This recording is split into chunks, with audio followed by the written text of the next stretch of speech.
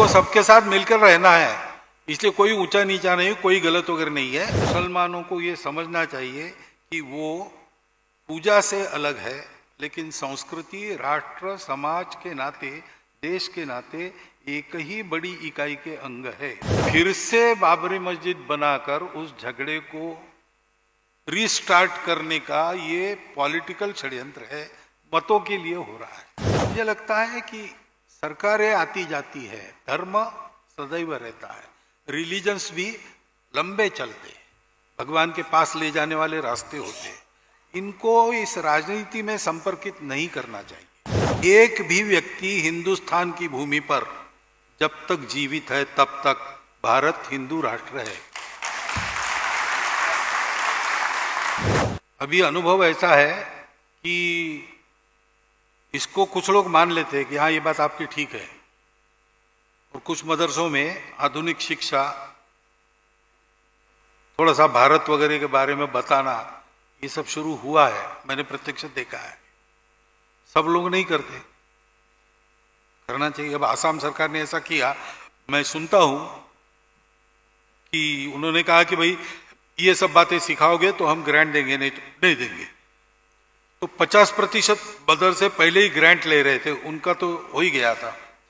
बाकी 50% में से 70% लोगों ने सरकार को कहा कि हम आपके तहत चलते हैं।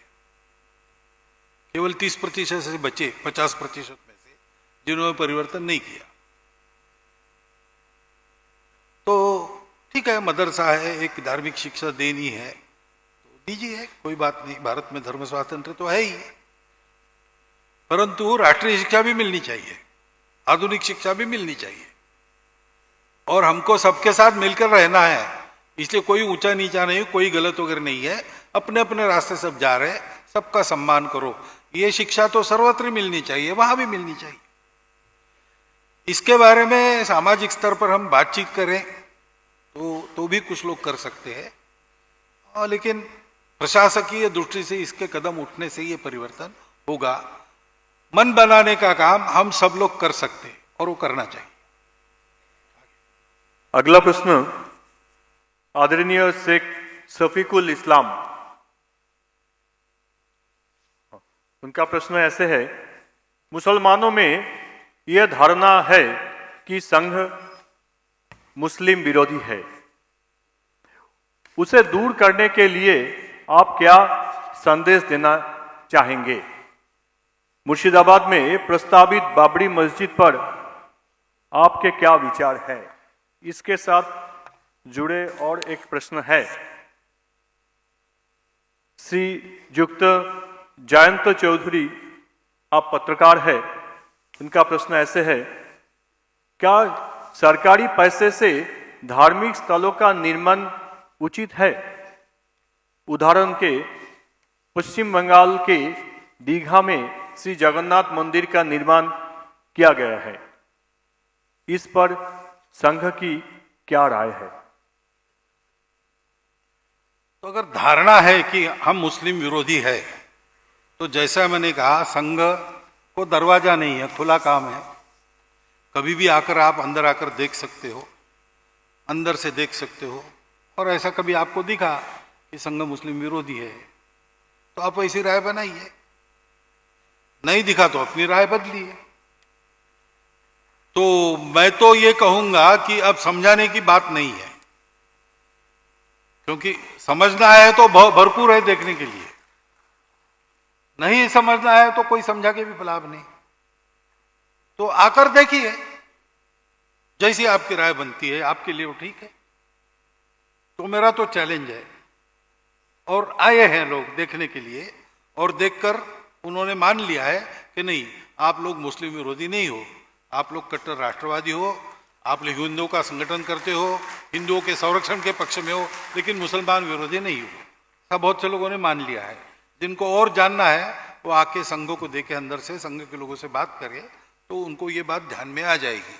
जैसा मैंने कहा, तो मुसलमानों को ये समझना चाहिए कि वो पूजा से अलग है, लेकिन संस्कृति, राष्ट्र, समाज के नाते, देश के नाते एक ही बड़ी इकाई के अंग है, ये उन्होंने कहना चाहिए।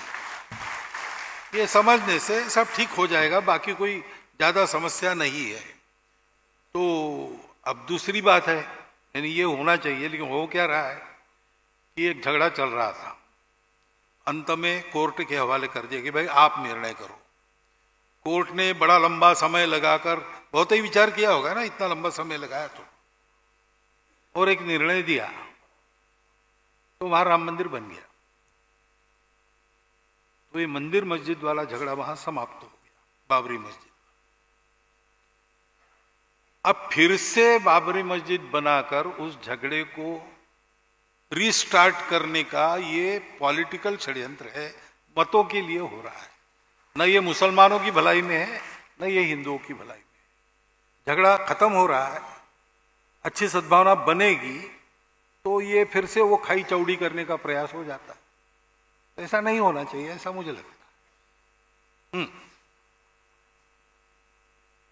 और एक ने और एक पढ़ा है आपने। हाँ, तो नियम क्या है भाई? सरकार के लोग कोई होंगे तो बता सकते हैं। मुझे लगता है कि हमारा क्या सेक्युलर और सोशलिस्ट वगैरह है ना सब, तो उसमें शायद मंदिर या कोई भी धर्म स्थान सरकार बनावे, इसका विरोध है, ये नियम नहीं है, ऐसा न करे, यही नियम है। तो सोमनाथ मंदिर बनाया, गृह मंत्री थे प्रत्यक्ष सरदार वल्लभ भाई पटेल, राष्ट्रपति गए थे उसका, लेकिन सरकार का पैसा नहीं लगाया, समाज ने इकट्ठा किया, मंदिर बना। राम मंदिर बना इतना बड़ा, सुप्रीम कोर्ट के निर्णय से बना। सरकार को कहा गया ट्रस्ट करो, ट्रस्ट किया, पैसा सरकार ने नहीं दिया, हम सब लोगों ने दिया। मुझे लगता है कि सरकारें आती जाती है, धर्म सदैव रहता है, रिलीजन्स भी लंबे चलते हैं, भगवान के पास ले जाने वाले रास्ते होते हैं, इनको इस राजनीति में संपर्कित नहीं करना चाहिए। और ये जो मंदिर बनाने की बात है, सरकार ने नहीं करनी चाहिए। हाँ, मंदिरों की सुरक्षा की व्यवस्था की, मंदिरों के पैसे का अपहरण रोक दिया, ये सब सरकार कर सकती है, करना भी चाहिए। परंतु अपने पैसे से मंदिर बनाना, ये कैसा नियम है पता नहीं, उन नियमों की बारीकियों में जाके कुछ निकाला भी जा सकता है, लेकिन जहां तक मेरी जानकारी है कि ये नियम के विरुद्ध हो गया। अगला प्रश्न सुश्री चंदना बावड़ी, आप विधायक हैं। प्रश्न ऐसे है, पश्चिम बंगाल में पादरियों के बहकावे में आकर अनेक जातियां ईसाई रिलीजियन अपना रही है, इससे किस तरह निजात मिलेगा? वो जातियां जो अब तक मतांतरण से लड़ रही थी और अपना धर्म नहीं छोड़ रही थी, वो उनके बहकावे में आई, इसके लिए हम दोषी हैं। हमने अपने संपर्क नहीं रखे,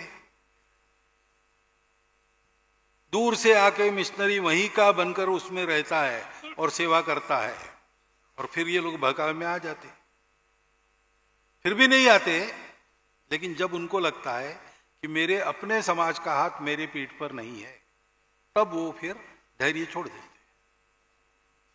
तो कर निजात कैसे पाएंगे? जाओ अपने संपर्क प्रस्थापित करो, उनके सुख दुख में साथ में खड़े रहो। आप मिशनरी जितना करता है उतना नहीं कर पाए तो भी आप साथ में है, और जितना आप कर सकते उतना करेंगे, ये विश्वास आ जाएगा तो गए हुए सब लोग वापस आ जाएंगे। ऐसे ही आए हैं और ऐसे ही आएंगे। इसलिए हमारी उपेक्षा नहीं होनी चाहिए, हमने उपेक्षा नहीं करनी चाहिए। हमने अपने लोगों को जोड़ के रखना चाहिए, उनके सुख दुख में भी भागदौड़ करना चाहिए, और उनको अपने धर्म का ज्ञान देकर अपने धर्म पर, अपने अपने धर्म पर, हो सकता है मेरी पूजा कुछ है, उनकी पूजा कुछ है, लेकिन उनको कहना चाहिए कि तुम्हारे कुल में जो चलता आया है पूजा का प्रकार, उस पर पक्के रहो भाई। धर्म तो हम सबका एक है, मानव धर्म है जो हिंदू धर्म कहा जाता है, परंतु पूजा अपने अपने पूर्वजों की क्यों छोड़ते हो? रहो वैसे पक्के, हम तुम्हारे साथ है। तो ये वापसी भी हो जाएगी और जाना भी बंद हो जाएगा। यही उपाय है, करना चाहिए। करने वाले लोग हैं, लोकल कार्यकर्ताओं से चर्चा कर लीजिए, तो आपको ऐसा करने वाले लोग भी मिल जाएंगे। अगला प्रश्न प्रोफेसर सुब्रत ज्योति दास, आप डिपार्टमेंट ऑफ फिलोसॉफी विश्व भारती से है जी। प्रोफेसर साहब पीछे है। ब्रिगेडियर सतीश भादुड़ी जी, ब्रिगेडियर सब पीछे है। आदरणीय देवेंद्र कुमार, श्री चायन धौर और प्रोफेसर गोपाल चंद्र मिश्रा। प्रश्न इस तरह है, क्या भारतीय संविधान की प्रस्तावना में संशोधन कर भारत को हिंदू राष्ट्र घोषित नहीं किया जा सकता? यदि भारत एक हिंदू राष्ट्र बनता है तो क्या जन्म आधारित जाति व्यवस्था पुनर्जीवित होकर समाज में दोबारा प्रवेश नहीं कर जाएगी? यदि वेदों में इसकी चर्चा नहीं है तो यह जातिगत भेदभाव भारत में कब आया? हमारा देश विविधताओं में भरा हुआ है। क्या हमारी एक राष्ट्रीय पहचान नहीं होनी चाहिए, जो कि दुर्भाग्य से रिलीजियन और भाषा आदि के कारण से कहीं खो गई है?